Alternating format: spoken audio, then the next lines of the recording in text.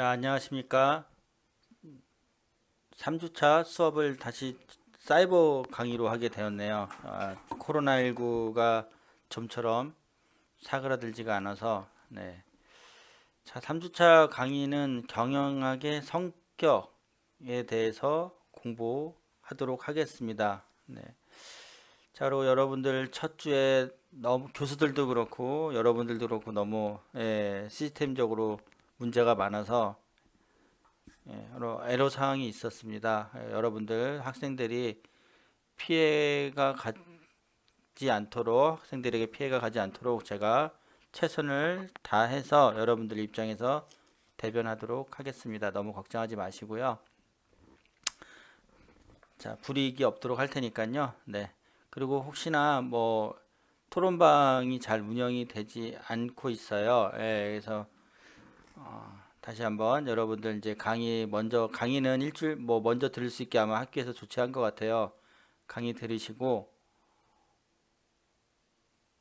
여러 가지 제가 이제 토론 주제를 올려놓을 테니까 여러분들의 개인적인 생각, 의견 이런 것들을 자유자재로 올려주시면 감사하겠습니다. 뭐 그걸로 또 출석이나 평가를 하라고 하니까 너무 부담 갖지 마시고요. 네. 그리고 저는 뭐 무리한 과제나 이런 것들은 내지 않을 테니까 너무 염려 마시고 제가 주제에 맞는 토론을 자유롭게 정답은 없으니까요. 네, 자유롭게 해주시면 될 것 같아요. 자, 3주차 첫 번째 시간 하도록 하겠습니다. 이번 주는 이제 챕터 2 경영학의 성격에 대해서 공부할 거예요. 저희가 이제 경영학을 학습하는 의미, 그리고 경영학이 학문적으로 어떠한 특성을 가지는지, 그리고 경영학의 형성에 기여한 인접 학문에 대해서 여러 가지 학문적인 성격, 뭐 경제학적 접근, 뭐 이런 것들이 있겠죠. 그리고 경영학 연구의 추구 원리와 뭐 연구 방법, 뭐 큰 게 중요한 건 아니에요. 그래서 여러분들 간단하게 쭉쭉 넘어가도록 하겠습니다. 그리고 경영학의 여러분들 학문 체계가 어떻게 구성되었는지 그렇게 보도록 하겠습니다. 자, 여러분들 PPT 화면에 보이시듯이 경영학의 학습 목적이 나오죠. 그래서 사람과 자원을 관리하는 문제에 대한 통찰력을 키우고 방법을 체계적으로 학습함으로써 체계적으로 학습하는데 목적이 있다고 할 수 있습니다. 첫 번째, 두 번째 목적은요. 기업체 조직의 구조와 관리 문제를 더 잘 이해하기 위해서 경영학을 공부한다. 학습한다. 자, 세 번째로는요.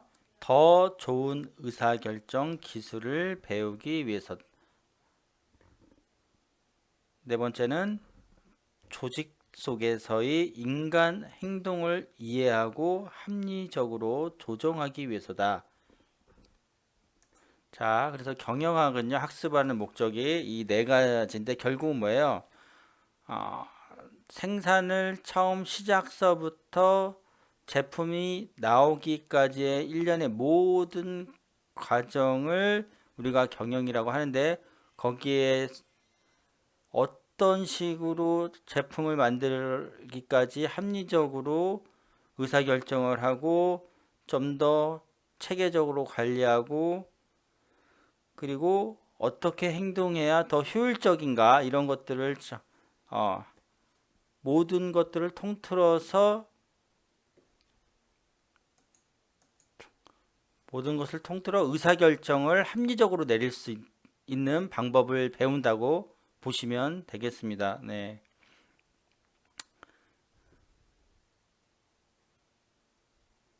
자, 그래서 경영학의 학문적 특성 이렇게 나오죠. 경영학은 그래서 여러분들 첫째 시간에 제가 얘기했나 모르겠는데 사회과학이라고 합니다.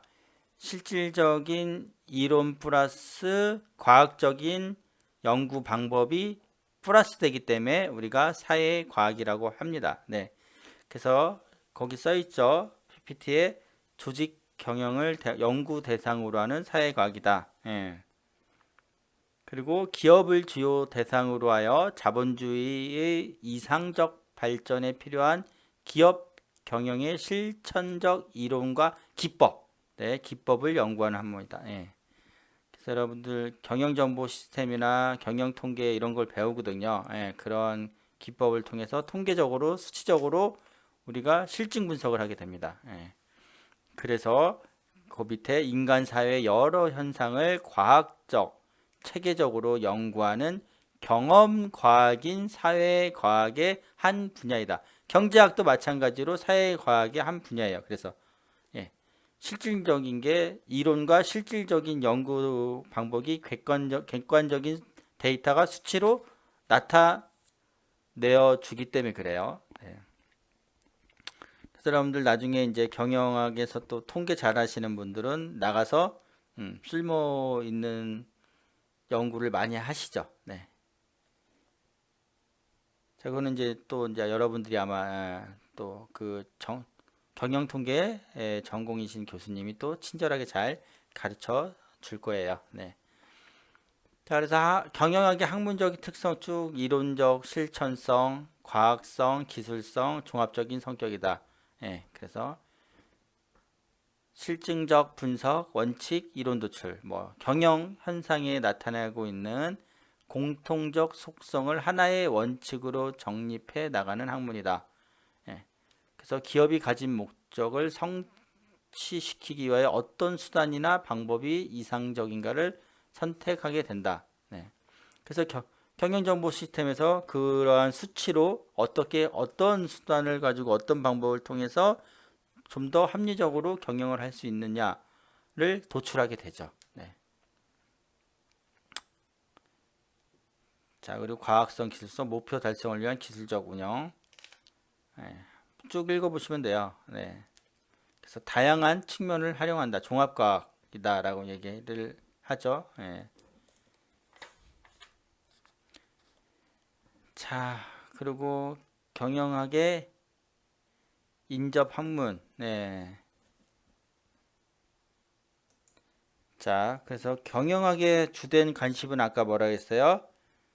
기업 조직체의 경제적 측면과 행위적 요소에 초점을 두죠. 그죠? 근데 경영 활동에 영향을 미치는 여러 가지 요인들을 고려해야 됩니다. 네. 사회적, 인간적, 법률적, 환경적 이러한 측면들을 고려해야 된다는 거죠. 네. 지금 우리 특히 지금 뭐예요? 코로나 사태로 인해서 뭐예요? 모든 기업들이 대부분 뭐예요? 타격을 받고 있죠. 올스톱되고 있잖아요. 영향을 받기 때문에 그래요. 환경적 영향. 예. 그래서 여러분들 보면 이제 어제 우리나라 주식 시장이 사이드카 발동되고 난리가 아니었죠. 일시 정지를 시키는 거예요. 두 번이나 그랬단 말이죠. 그게 뭐야? 지금의 상태가 우리 기업에 끼치는 영향이 굉장히 안 좋다고 판단되기 때문에 그래요. 우리가 보통 기업의 가치를 시장 가치로 나타낸 것을 우리가 주가라고 그러죠. 주가, 주식. 여러분들이 아는 주식. 이 하나의 주식 가격. 삼성전자. 대표적인 기업이니까 얘기를 안 할 수가 없죠. 보면은 굉장히 좋은 기업이긴 하지만 지금 이 팬데믹 선언한 이후로 뭐예요? 엄청나게 타격을 받고 하락하고 있죠. 그만큼 뭐야? 기업이 타격을 받을 것이라고 예측돼서 그러는 거예요. 그런 것을 다 고려를 해야 된다는 거죠. 그래서 수학, 뭐 통계학, 경제학, 사회학, 심리학 이게 이러한 여러 가지 학문들을 같이 이해하고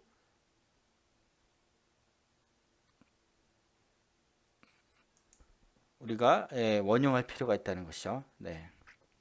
그래서 이러한 학문들을 뭐라 그래요? 인접 학문이라고 하는 거예요. 그래서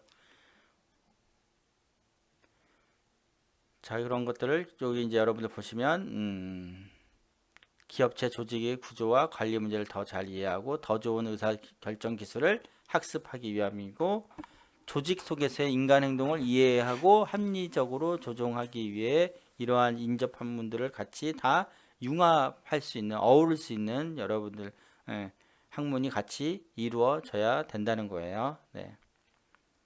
요즘 그래서 무슨 말을 써요? 융합이란 말 쓰잖아요. 그죠? 네. 자, 그래서 접근 방법으로서는 수학적으로 접근하는 방법이 있습니다. 예. 수학 과정을 통해서. 그래서 아까 여러분들 뭐랬어요? 경영 수학이 있어요. 예. 우리 커리큘럼에는 없지만 이제 여러분들이 공부를 더 하게 되면 경영 수학을 하죠. 예. 수학적 접근 방법을 하니까. 예. 그래서 해결하고자 하는 문제 영역마다 여러 가지 수학적 모델을 생각, 설정하고 이를 조작함으로써 문제를 해석하는 기법이다. 여러분들 그 예를 들어서 적정 재고량을 결정할 때 어느 시점이 적정하냐 재고량이 자원 배합의 문제, 뭐 대기 시간의 문제, 경쟁하의 가격 정책 등을 할 때 이제 수학적 접근 방법으로 푼다 이 말이에요. 그리고 공학적, 그리고 뭐 가로치고 뭐 산업공학이라고 되어 있죠. 공학적 접근 방법. 이거는 아까 이제 계량화한 거예요. 계량화 수치를 조금 더 좀 이제 어렵죠. 여러분들. 그래서 경영관리의 여러 가지 현상을 계수, 계량적 모형 및 수학적 과정 등을 통하여 이해하는 방법이다. 그래서 기업 경영 중에서도 특히 생산 관리에 대한 표준화 수단과 방법적 기술에 기여한다. 그래서 산업공학은 제품의 표준화된 각종 규격, 규정, 측정 단위의 기준 등의 수립에 활용한다. 네. 뭐 작업 연구, 동작 연구, 시간 연구와 같은 주제가 산업공학의 중심 과제이다. 네. 그렇게 이해하시면 될 것 같아요. 그리고 사회적 접근 방법. 그죠? 경영은 하나의 집단이며 하나의 사회적 구성체라는 관점에서 보는 거죠. 네. 그래서 사회적 존재로서의 인간의 문제에 초점을 둔 일체 연구 방법을 사회적 접근 방법이라고 한다라고 돼 있죠. 네. 자, 그래서 인간이란 뭐예요? 그래서 복합적인 유기체로 뭐예요? 사회학적 요소, 심리학적 요소, 생리학적 요소라는 세 가지 요소로 구성되어 있어요. 그래서 여러분들 산업사회학, 산업심리학, 산업생리학 이런 것들로 경영을 접근하면 여러분들 그래서 경영학부에 산업심리학과 뭐 혹은 뭐 산업사회학과 뭐 이런 게 또 회계 이게 다 경영학으로 경영학부에 속해 있는 대학들도 있어요. 혹은 경영대학이라고 더 크게 만들어서 경영의 폭넓은 학문을 강조하기도 하죠. 그래서 되게 범위를 포괄적으로 보는 학교도 많이 있어요. 우리는 이제 학부잖아요. 경영회계. 그래서 경영학부, 경영회계학부. 그래서 거기서 경영학과 회계학부 이렇게 나누죠. 그래서 경영회계를 같이 왔다 갔다 공부를 하죠. 여러분들도. 근데 전공은 여러분들이 물론 경영학이니까 경영학이 더 하지만 기본 회계 원리하고 이런 것들은 경제 원리라든지 경제학개론 뭐 회계 원론 이런 것들은 뭐예요? 공통적으로 배우잖아요. 이게 다 이제 공통 인접 학문이라는 거예요. 그렇기 때문에 우리가 기본은 배우게 되는 거죠. 자, 산업심리학 접근 방법. 네. 경영체가 접하는 인간의 심리적 행동을 그 연구 과제로 한다. 네. 산업심리학은 경영에 있어서의 인간의 심리학적 요소를 다루게 되는 현대 경영학의 인접 과학이다. 네. 그래서 산업심리학적 접근 방법에서는 뭐를 연구하냐? 개개의 노동자 행동의 심리학적 법칙과 이에 영향을 주는 여러 가지 조건들을 연구한다. 네, 그렇게 보시면 되고요. 법리적 접근 방법. 예. 그래서 뭐예요? 경영법이 있죠. 네. 그래서 복잡한 관계를 법제화해서 법률적인 다툼을 거기서 해결하는 접근 방법이에요. 여러분들 가장 많이 하는 게 노사 간의 관계 이거 노동 근로기준법에 이렇게 의해서 근거해서 해결을 하죠. 자, 그래서 기업을 경영하는 것과 관련하여 여러 가지 법률적인 문제를 다룬다. 소비자와의 사이에서 이루어지는 거래 관계, 종업원의 노동 조건이나 근로 기준들과 관련된 법률적인 문제의 해결이다. 자, 그리고 여섯 번째 경제학적 접근 방법. 아까 그래서 경제학 원론 여러분도 아마 지금 도 배우고 있을 거예요. 밀접하죠, 경제학은. 당연히 그죠? 뭐라 그랬어요? 경제 주체, 3대 주체가 뭐라 그랬어요? 네, 가계, 기업, 정부. 그죠? 그래서 기업 경영은 사회 경제 전체 움직임을 다루는 경제학과 밀접한 관련을 가진다. 자, 그리고 경제학이 거시적으로 다루고 있는 사회 경제는 기업 경영 면에서는 경제적 환경을 형성하고 있다. 예, 그래서 여러분들 기본 경제 원리는 알아두는 게 굉장히 중요해요. 여러분 뒤에 가면 이제 경영학의 추구 원리 중에서 또 경제성의 원리가 있거든요. 예. 최소의 비용으로 최대 효과를 얻는 게 이게 가장 기본적인 경제성의 원리죠. 예. 경영도 기본은 뭐예요? 목적 저번에 배웠죠. 이윤 추구예요, 이윤. 그래서 이윤을 극대화하기 위해서 내가 어떠한 자원을 얼만큼 투입해서 최대한의 산출을 해낼 것인가 이거죠. 네. 자, 그 다음에 여러분들 마지막으로 행동과학적 접근 방법이 되어 있어요. 그죠? 그래서 행동과학은 인간의 행동을 연구하는 것이다. 그죠? 예. 자, 그리고 사회과학의 전체를 총합하는 것이 아니라 개별적인 사회과학의 존재를 전제로 하면서 공통적 연구 대상에 대해 모든 과학을 동원한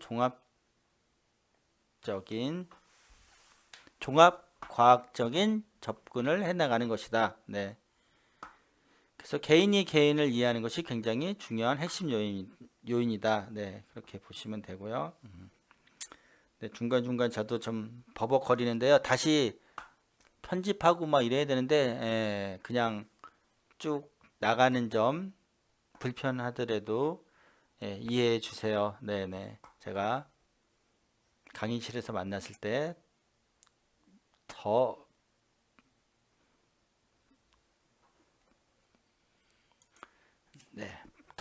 몇 배의 보상을 해드리도록 하겠습니다. 더 재밌게 여러분들과 같이 대화하고 또 좋은 토론의 기회를 갖도록 하겠습니다.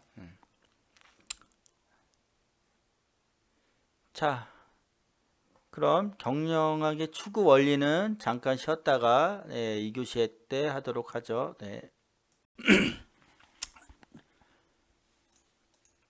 자, 2교시 수업 시작하도록 하겠습니다.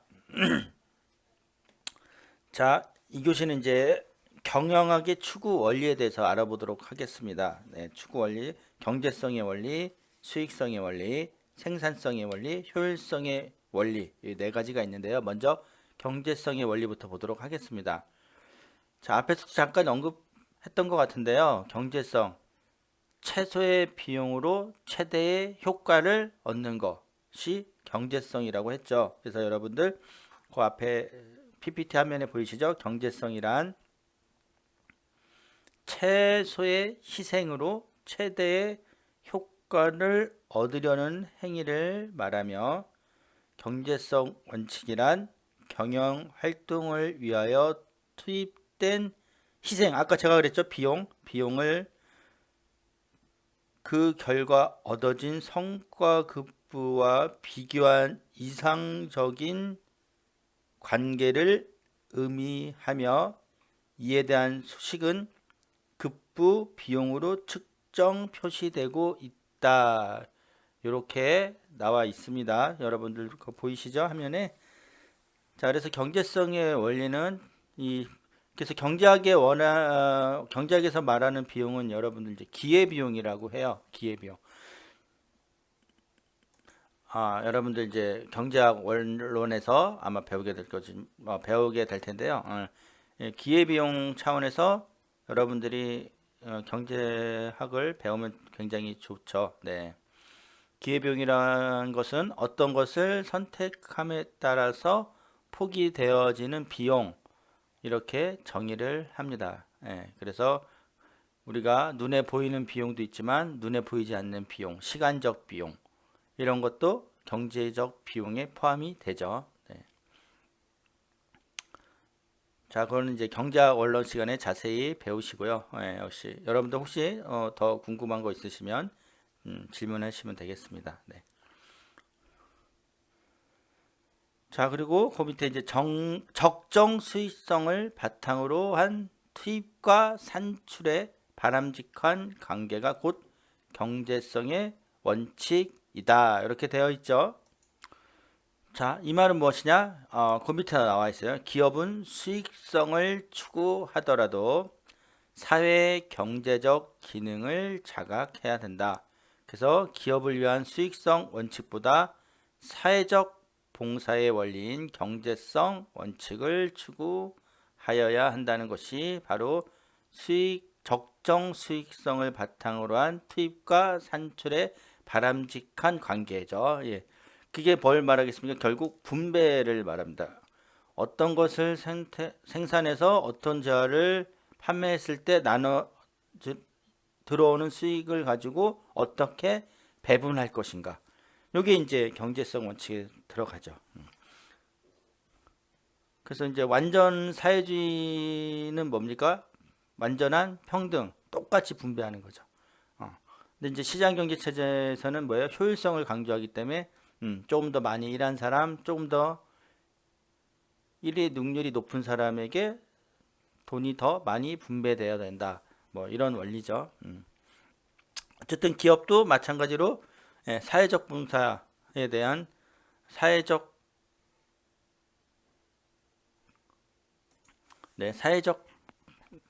사회 경제적 죄송합니다. 사회 경제적 기능을 자각해야 된다는 거 잊지 마시고요. 네.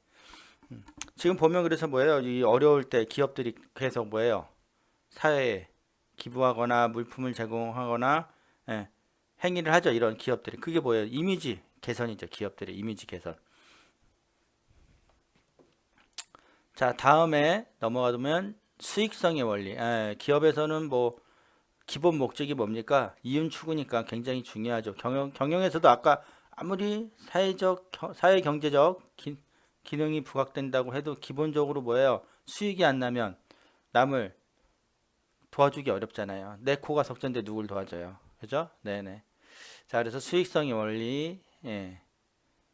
그래서 수익성의 원칙이 뭡니까? 자본에 대한 이익의 관계를 말하는 것으로 투자한 자본에 비해 뭐예요? 이익이 크면 클수록 좋다는 원칙이죠. 다다익선. 자, 그래서 여러분들 그 밑에 보면 이제 수식으로 나와 있어요. 수익성.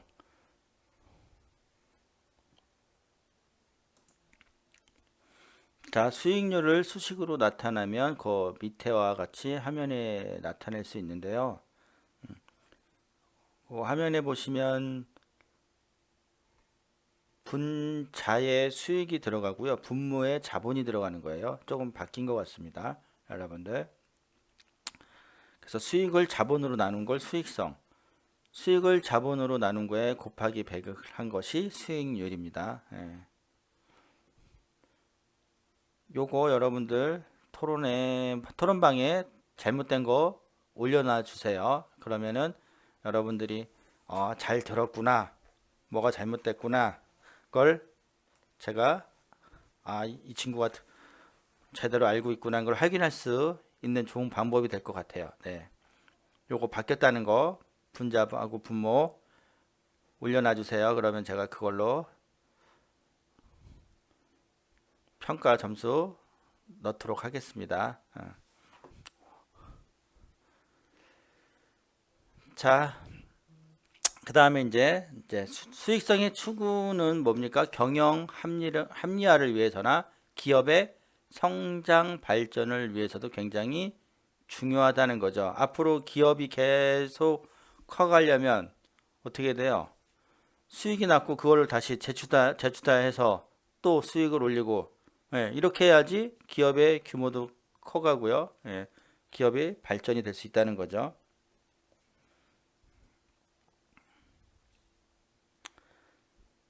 사실 여러분들 뭐 사실은 이제 기업을 하는 기본적인 이유가 뭐랬어요? 이윤 추구라고 했죠.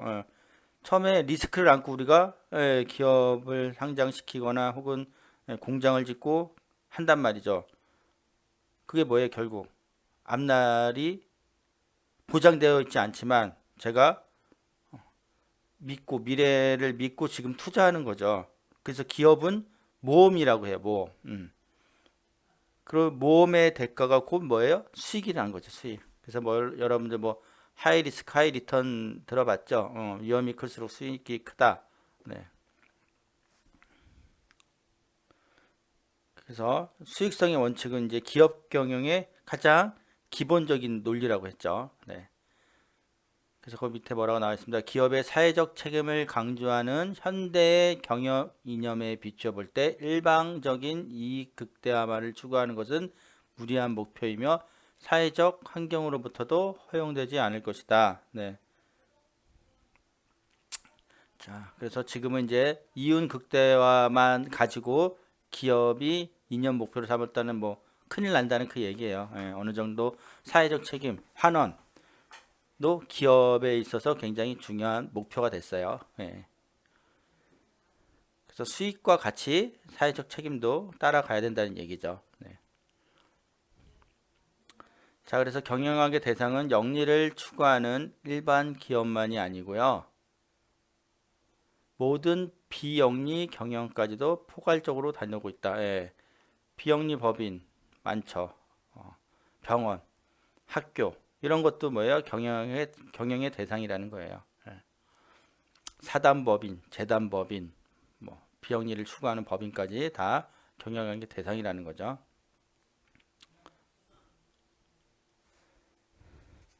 자, 위에서 표현한 거 맨 밑에 경영학이 수익성 원칙에만 둔다는 것은 비판을 받게 된다. 그러니까 그거예요. 예전에는 오로지 뭐예요? 이윤 극대화, 이윤 추구였어요. 솔직히 우리가 50년대, 60년대, 80년대, 90년대 국가가 성장해 옴으로써 기업도 같이 따라서 성장을 했겠죠. 그럼 그 기업에는 뭐예요? 오로지 앞만 보고 달리기 위해서 이윤만 보고 달려왔었어요.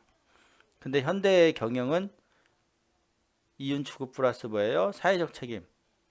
그 기업의 이미지. 그래서 뭐예요? 계속 우리나라도 대기업들의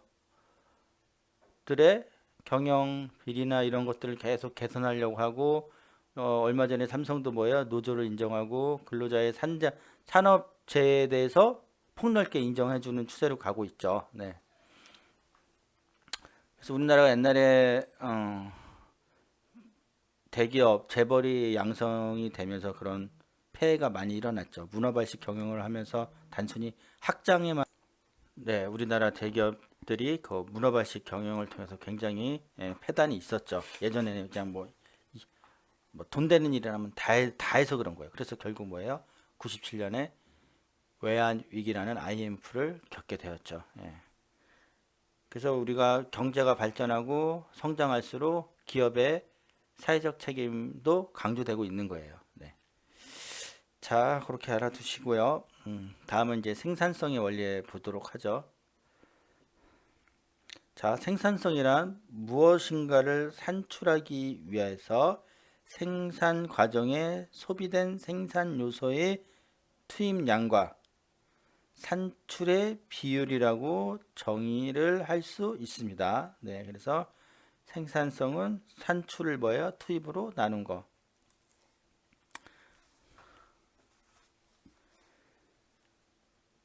그래서 생산성은 생산 요소가 얼마나 유효하게 이용되는가를 나타내는 물적 능률성에 대한 원리입니다. 네. 그래서 여러분 거기 일반적으로 투입되는 생산 요소의 종류에 따라 요소별 생산성으로 측정한다. 그래서 자재 생산성, 자재 얼마나, 설비 얼마나 규모냐, 자본 얼마나 투입됐느냐, 노동 얼마나 투입됐느냐, 그거에 대비 산출이 얼마냐. 그래서 여러분들 그래서 이윤을 극대화하기 위해서 자본과 노동을 매 얼마까지 투입할 것인가. 무조건 설비도 없는데 사람 막 늘리고 이러면 안 되잖아요. 네. 그런 것들을 생산성의 원리에서 측정하게 되죠. 사람을 몇 명까지 사용할 것이냐, 자본을 얼마까지 할 것이냐, 설비 생산성을 얼마나 늘릴 것이냐, 자재를 얼마큼 할 것이냐, 이런 거죠. 네. 그래서 여러분들 그 밑에 보면 뭐예요? 노동 생산성은 생산급부와 노동 생산성은 생산급부와 노동과의 관계로 지수화된다. 그래서 여러분 생산량을 투입 노동량으로 나눈다. 이렇게 되어 있죠. 그래서 작업 방법의 개선과 작업 시간의 단축 등 노동의 질적 향상을 추구하는 경제적 진보의 지표가 되기도 한다. 이렇게 되어 있습니다. 그래서 노동자의 한계 생산성이라고 그래요. 그래서 한계 생산성이 감소하기 때문에요. 적절하게 노동 시간을 정하는 거예요. 그 이상 되면 뭐예요? 오히려 생산성이 떨어진다 이 말이죠. 네네. 그래서 그런 것들을 측정하는 지표가 되기도 한다는 거예요. 네. 자, 그 다음에 효율성의 원리. 그래서 효율성이란 뭡니까? 경영적 의사결정을 주도하는 원리로서 경영 목표가 달성된 결과를 양, 질, 시간, 비용 등의 관점에서 파악하는 것을 말한다. 자, 그래서 효율성은 뭐예요? 그 밑에도 나왔지만 능률을 포함하는 상위의 개념이에요. 네. 효율성의 원리는 어떻게 보면 아까 말했듯이 이제 경제성의 원리와 일맥상통한다고 볼 수 있죠. 네. 우리가 앞에도 언급했죠. 효과성과 효율성 약간의 차이에 대해서 우리가 기업의 목표를 달성을 했지만 그것이 얼마나 뭐예요? 효율적으로 달성되었는가는 또 다른 개념이라고 했습니다. 그죠? 네. 그래서 거기 주로 경영적 활동의 단계에 지침이 된다. 효율성을 제고시키기 위해서는 어느 조직체나 인간의 개성, 기업의 목표, 사회의 규범과 가치 등에 더욱 합목적적으로 접근될 수 있도록 그 조직이 설계되어야 한다. 예. 저 시간 투입 대비 생산을 했을 때 얼마나 효율적으로 생산이 되었는지 목표가 달성이 되었는지 굉장히 중요합니다. 예. 어떤 A라는 기업은 예를 들어 자동차를 한 대 만드는데 하루를 걸려요. 근데 B라는 기업은 그것을 뭐예요? 반나절 12시간에 생산을 해내요. 똑같은 자본과 노동과 설비를 투자했는데 어떤 게 더 효율적이에요?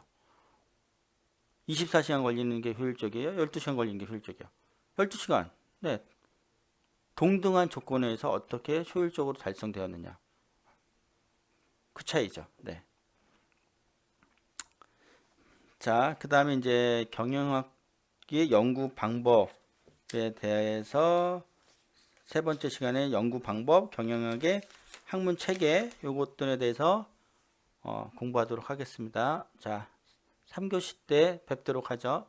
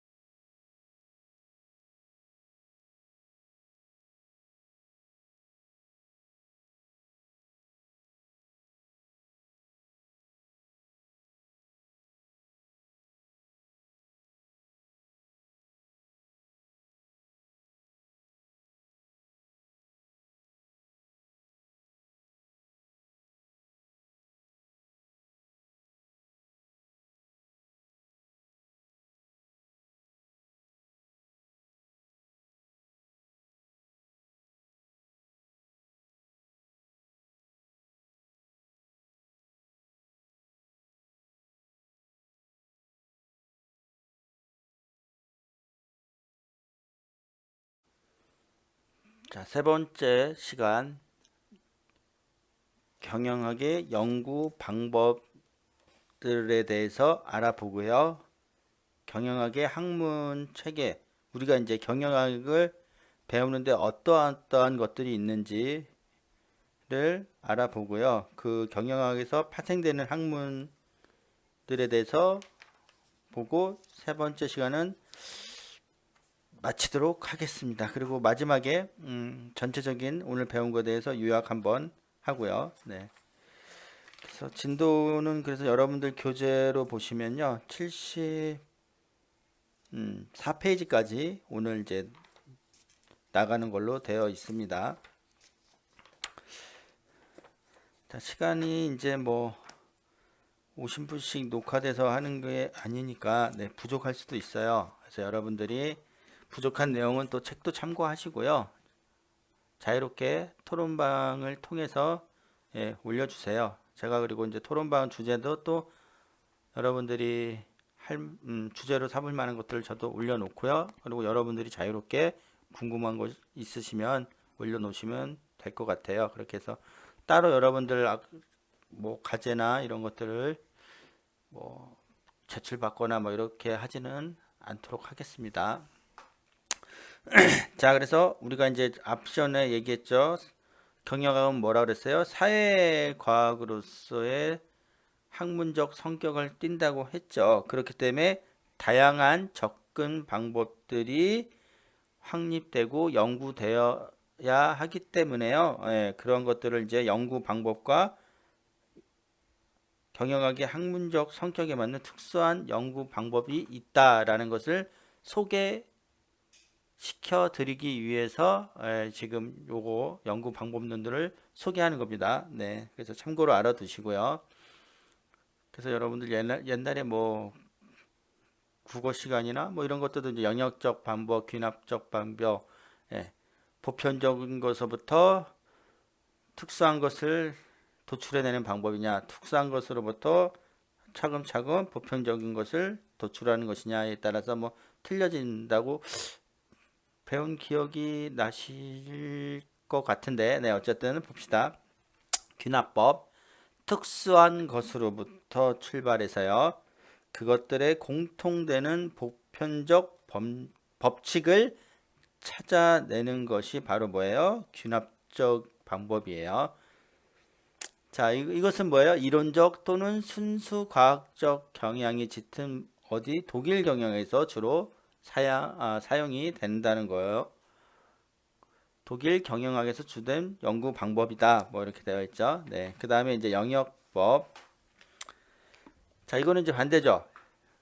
귀납법은 특수한 것으로부터 보편적인 것을 찾아냈고, 이거는 보편적이고 일반적인 원리나 주장으로부터 특정한 원리나 법칙을 이끌어내는 것이에요.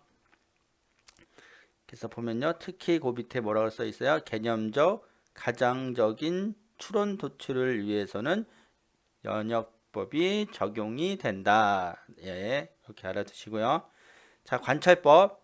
관찰이란 뭐예요? 각종 사물의 실체를 상세히 파악해 보는 것으로 모든 연구 방법에 필수적으로 적용되는 연구 방법 이전의 뭐예요? 연구 방법이다. 그래서 실천적인 이론 과학으로서의 경영학은 사실의 관찰에서부터 시작된다. 그래서 이건 뭐예요? 귀납법의 원형은 관찰이 그 전제가 된다라고 여러분들 그 화면에 보이시죠? 네, 그렇게 볼 수 있습니다. 그 다음에 모형적 방법.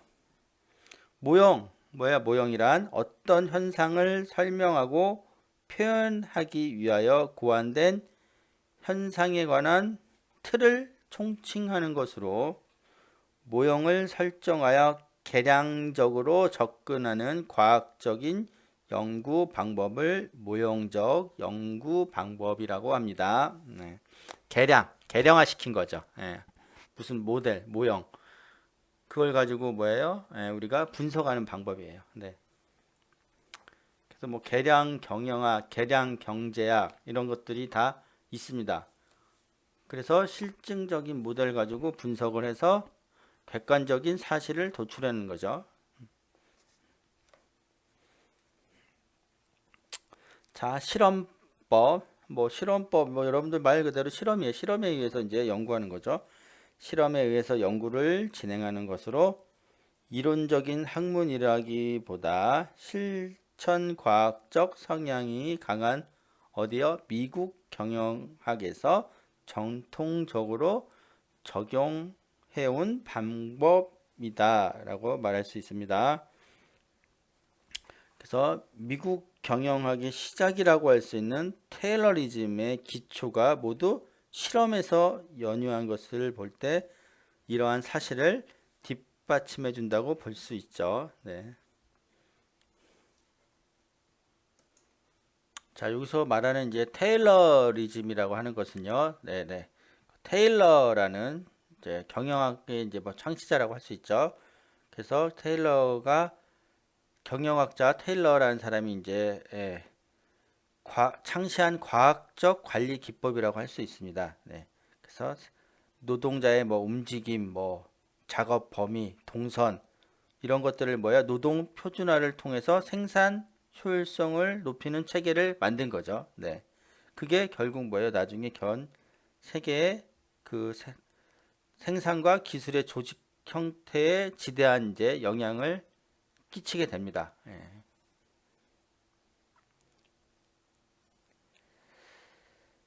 자, 그렇게 알아보시면 되고요.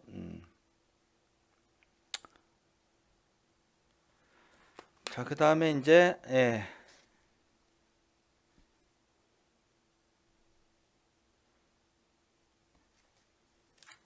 사례 연구. 자, 그래서 사례란 기업 경영을 보다 현실적으로 이해하기 위해 실제의 경영 현장에서 발생한 사건이나 문제를 경영 연구와 교육에 활용하기 위한 소재로 개발하는 것이다. 네. 특히 그래서 학습 자료로 활용하기 위해서는 뭐예요? 기업을 방문하고 경영자나 관리자를 면접하거나 문헌 조사를 통해 취재 활동이 수반되어야 한다는 거죠. 그렇기 때문에 그런 것들이 중요시하기 때문에 사례 연구도 중요하다는 거예요. 네. 그래서 여러분들 기업을 현장 방문해서 거기에 대한 기업의 운영 상황들을 일일이 쭉 체크하면서 사례 연구를 통해서 하는 경영 연구소나 이런 것들 이런 데도 되게 많아요. 예. 자, 주식을 이제 애널리스트들이나 이런 사람들도 그 기업을 분석하기 위해서 그 기업을 현장 방문하죠. 이 기업 그 현장 방문해서 실질적으로 어떻게 돌아가고 어떤 방식으로 생산하면서 미래 성장성이 있는지를 직접 가서 눈으로 보는 거예요. 자, 그래서 사례 연구는 실제 문제를 접하면서 생생한 경영 문제를 집단 토론 방식에 의해 해결하는 것으로 그 학습 효과가 매우 크다고 할 수 있습니다. 근데 과거의 상황이 미래에 그대로 일어날 것이라고 전제하기 때문에 무리하다는 단점도 있어요. 그 상황이 과거의 상황이 그대로 일어나는 것을 상황 예측을 하는 건데 그게 이제 무리하게 볼 수도 있다는 거죠. 그대로 일어날 것이라고 보기에는 무리하다는 거죠. 안 일어날 수도 있다는 거잖아요. 여기는 이제 그래서 여러분들 맨 밑에 과거의 상황이 미래에 그대로 일어날 것이라고 전제가 된다고 하는데 우리가 그런 예측이 다 맞아 떨어질 수는 없잖아요. 지금 상황도 보세요, 여러분들. 2월 달이면 금방 종식될 것이라고 가볍게 봤지만 WHO에서 이거 별거 아니다. 전 세계적으로 유행될 그럴 전염병이 아니다. 이렇게 얘기하다가 지금 완전히 세계가 지금 공황 상태에 빠졌잖아요. 지금 그래서 지금 기업들이 예측을 못한 상황이 벌어지니까 뭐예요? 예, 엄청나게 지금 당황하고 모든 산업들이 뭐에 거의 그냥 올스톱된 상황이잖아요.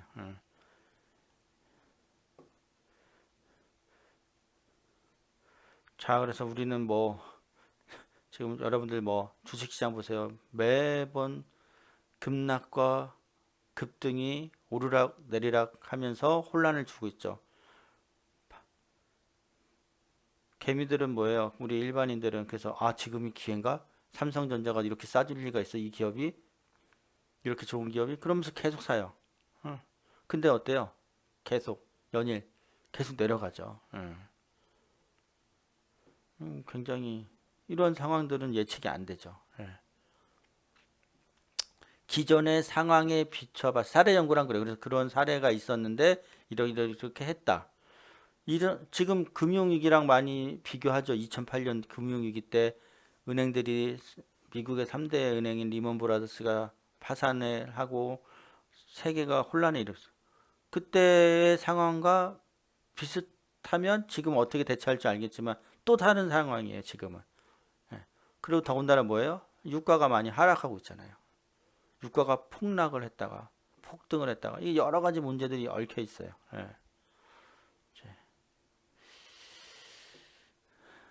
자,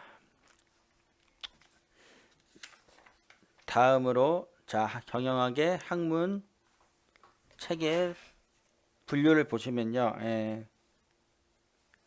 자, 그래서 경영학은 뭐예요?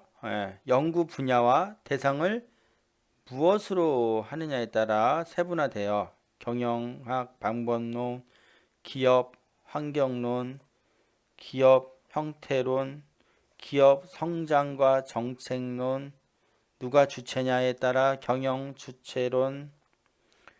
자, 그래서 기업의 구조적 측면과 인적 요소 배치 협력에 대한 측면을 연구하는 경영 조직론. 그래서 얼마나 관리 활동을 과정적으로 고찰하려고 하느냐에 따라서 체계화, 계획화, 조직화 이런 것들을 규명하는 관리 과정론. 그리고 또 뭐 구매 관리, 생산 관리로 이렇게 나누는 부분 관리론 이렇게 있죠. 그래서 우리 여러분들 지금 화면에 보이시는 건 뭐예요? 나눠놨죠. 조직 이제 경영의 강론에 대한 큰 체계예요. 그래서 우리 인적 관리나 조직 관리를 나타내는 것은 경영 조직론, 조직 행동론, 뭐 인사 관리론, 노사 관계론 이런 것들이 있다. 학문 분야에는 여러분들 여기 나오는 학문 전부들을 2년 동안 다 배우긴 어렵죠. 거기에 예, 우리가 커리큘럼을 뽑아서 여러분들 이제 예, 강의하고 있는데 자, 그다음에 이제 생산 운영 관리에는 생산 관리, 품질 관리, 공정 관리, 재고 관리론, 뭐 일정 관리론 뭐 이런 것들이 있고 마케팅 관리에는 마케팅 관리론, 소비자 행동론, 시장 조사론, 광고론 이런 것들이 있어요. 예. 그래서 마케팅이 중요한데 그 중요한 걸 어디에 맞추느냐, 시장에 맞추느냐, 뭐 소비자에 맞추느냐, 홍보에 맞추느냐에 따라 틀려진단 말이죠. 채무 관리 마찬가지예요. 투자에 맞추느냐, 기업의 재무 상태에 맞추느냐, 재무 그리고 증권 시장에 맞추느냐, 금융에 맞추느냐에 따라서 이렇게 분류된다는 거죠. 그래서 여러분들 이제 나중에 이제 재무 관리는 또 배워요. 재무 관리. 예. 기업의 재무 상태를 보고 기업의 수익성, 뭐 성장성, 안정성 이런 것들을 우리가 평가하게 되는 거. 그리고 뭐 원가를 활용해서 어떻게 기업이 어느 정도까지 생산을 해야 뭐 손익분기점에서 손해 보지 않고 뭐 어느 정도 이상 팔아야 이익을 보고 이런 것들이죠. 예. 자, 국제 경영. 지금 뭐예요? 세계가 다 다국적 기업화되어 있죠. 우리가 커피를 일반 우리나라에서 만드는 커피를 먹는 게 아니라 외국계 커피들이 다 들어와서 같이 먹을 수 있고 외국계 기업들이 들어오는 것 물건을 살 수 있고 그렇다면 우리나라 기업도 마찬가지로 해외 진출하죠. 그런 것들을 다 분석하는 게 다국적 기업론. 그리고 해외에 수출을 주로 하기 때문에 그 수출에 하는 기업들을 어떻게 해외에 우리 제품을 알릴 것인가에 맞춘 게 이제 국제 마케팅. 그리고 지금 이제 환율이 뭐 급등하고 있죠. 예. 얼마 전에 이제 우리나라와 미국이 통화 스와프를 체결했죠. 예. 굉장히 큰 규모로 체결했어요. 그게 뭐야? 환율을 안정화시키기 위하려고 그랬죠. 그런 게 이제 뭐 외환론에 볼 수 있겠죠. 예. 사람들이 왜 달러가 급등하는지 아세요? 예. 시국이 어렵거나 불안하면 여러분들 우리는 뭐야 보통 현금을 가지고 있어야 된다 말 현금 유동성. 삼성이 얼마 전부터 뭐 자산을 매각하고 현금 확보에 주력을 해서 미리 뭐야 미리 예측을 한 거죠. 어려운 상황들을. 근데 세계적인 통화가 원합니까? 아니잖아요. 달러잖아요. 그래서 달러를 갖고 있려고 보유하려고 하는 사람들이 많아지니까 달러 가치가 막 올라가죠. 달러 가격이 막 올라간단 말이야. 원래는 그래서 달러도 올라가고 원래는 뭐예요? 금도 올라가게 돼 있어요. 근데 지금 금도 불어나다는 거예요. 그래서 금도 막 올라가다가 뭐야 이제 팔고 있죠. 금도 팔고 일단 현금이다 막 이러고 있어요. 예. 이 코로나 사태가 심각한 게 뭐냐면요. 이게 지속하다 보면 기업들 특히 뭐예요? 항공회사들 지금 뭐 다 각국이 뭐예요? 폐쇄 조치를 취하고 있죠. 입국 금지시키고. 예. 항공회사들 지금 뭐 대한항공이나 이런 데 뭐예요? 다 예. 명퇴, 자진 사퇴하게끔 유도하고 있죠. 권고사직하고 있어요. 근데 항공뿐만 아니죠. 여행, 거기에 되는 파급 효과, 면세점, 그리고 수출을 하는 업체들, 중소기업들, 영세 상인들 이게 이제 줄도산할 수 있단 말이에요. 그래서 뭐예요? 모든 세계가 다 양적 완화라고 해요. 돈을 풀고 있잖아. 돈을 풀어서 어떻게든 뭐야 그 줄도산하는 것을 막으려고 하는데 이게 빨리 잡히지 않으면 심각하단 말이죠. 지금 굉장히 이제 기업들 입장에서도 그리고 더군다나 뭐야 수익은 안 나면 기업들이 아까 재무 관리에서 봤지만 부채가 있잖아요. 부채 비율이 높은 회사들은 뭐예요? 이자 못 낸단 말이야. 그래서 대출을 연장해 주거나 대출을 뭐 해주고 그런 이제 국가 정책이 나오는 거예요. 왜? 그런 기업들이 다 죽으면 줄도산하니까 그렇단 말이죠. 자, 네. 자, 그렇게 해서 그리고 경영 정보 시스템, 시스템 개발론, 의사결정 지원 시스템 이런 것들이 있다. 그렇게 보시면 되고요. 자, 그래서 응용 경영학 분야로 경영학의 지식 확대, 그리고 지식이 적용되는 대상도 일반 사기업뿐만 아니라 행정조직, 대학, 비영리 기관 등으로 확대돼야 된다. 그래서 예, 파생 분야 어떻게 파생하느냐예요. 그리고 그래서 그 파생된 응용 경영학은 일반 기업과는 다른 특수성을 가지는 기업이나 조직체에 대해서는 별도의 내용을 가진 경영학이 발달된다. 그리고 또 뭐예요? 파생 경영의 대표적인 분야 뭐가 있냐? 호텔 경영, 뭐 외식 경영. 요즘에 특히 외식 경영, 뭐 호텔 많이 늘어났죠. 예. 유통, 병원, 그리고 금융기관 경영 등이 있다. 이런 게 이제 파생되는 대표적인 분야죠. 우리 학교에 뭐가 있어요? 글로벌 외식학부가 있죠. 예. 거기에 나와서 또 외식 경영을 배우는 거죠. 경희호텔 전문대인가요? 거기가 이제 유명하죠. 호텔하고 이제 이런 쪽으로 호텔 경영이나. 자, 그리고 비영리 조직을 연구한다. 예, 그래서 앞에도 얘기했죠. 주로 뭐예요? 영리법인, 영리 조직인 기업 조직을 주된 연구 대상으로 하지만 이 비영리 조직에 대해서도 우리가 이제 같이 경영을 본다고 했죠. 그래서 그렇게 보시면 되고요. 자, 그래서 비영리대 아까 대표적으로 뭐예요? 학교도 얘기했었죠. 제가 학교, 종교기관, 뭐 군대 뭐 이렇게 있네. 네, 한번 읽어보시고요. 네, 자 오늘 너무 3시간 제가 아까 중간에 좀 심각한 사태에 대해서 이야기를 하느냐고 시간이 앞에 녹화 시간보다 조금 길어졌네요. 네. 자, 어쨌든 3시간짜리 수업을 여기서 마치도록 하고요. 고생하셨어요. 빨리 하루라도 빨리 진정돼서 우리가 빠른 시일 내에 강의실에서 얼굴을 보면서 강의한 날이 빨리 올 수 있도록 우리 서로 같이 뭐 함께 극복해야 되니까 우리는 뭐예요? 정부에서 하라는 거 잘 지키고 그러면 돼요. 특히 이제 우리 젊은 학생들이 우리는 뭐 젊으니까 뭐 상관없다 이런 마인드가 있어서 지금 세계적으로 뭐 젊은이들의 이제 마인드를 좀 바꾸려고 하죠. 위험하다. 젊은 사람이라고 다 이겨낼 수 있는 건 아니다. 이렇게 얘기하니까 조금 더 깝깝하고 힘들더라도 조금 같이 견뎌내고요. 빠른 시일 내에 강의실에서 뵈었으면 좋겠네요. 자, 수고하셨습니다.